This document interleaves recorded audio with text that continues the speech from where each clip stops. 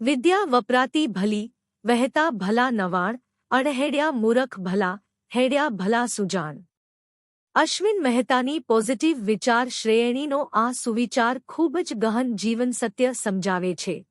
તેમાં જ્ઞાન, સ્વભાવ અને માનવ વ્યવહાર વિશે સુંદર ઉપદેશ આપવામાં આવ્યો છે. દરેક વસ્તુનું સાર્થકતા ત્યારે જ થાય છે જ્યારે તેનો યોગ્ય ઉપયોગ થાય.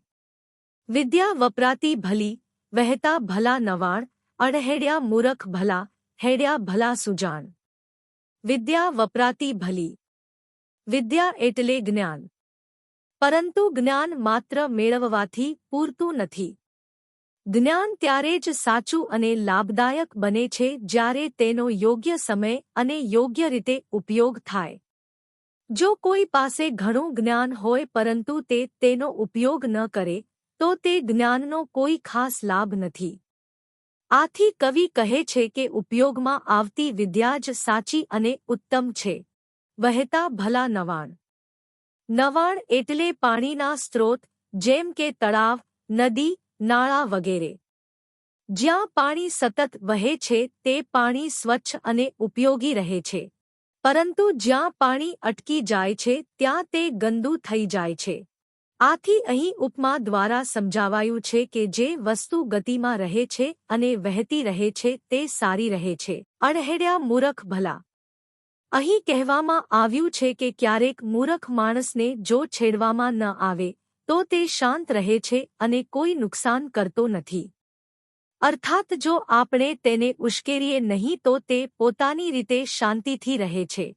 હેડ્યા ભલા સુજાણ. સુજાણ એટલે સમજદાર અને બુદ્ધિશાળી માણસ. સમજદાર માણસને જો પ્રશ્ન પૂછીએ અથવા ચર્ચા કરીએ તો તે પોતાની બુદ્ધિ અને જ્ઞાન દ્વારા સારો માર્ગ બતાવે છે. અર્થાત સમજદાર માણસ સાથે ચર્ચા કરવાથી જ્ઞાન અને સમજ વધે છે. જ્ઞાન ત્યારે જ કિંમતી છે જ્યારે તેનો ઉપયોગ થાય. પાણી વહે ત્યારે જ શુદ્ધ રહે છે. મૂર્ખને ઉશ્કેરવું નહીં.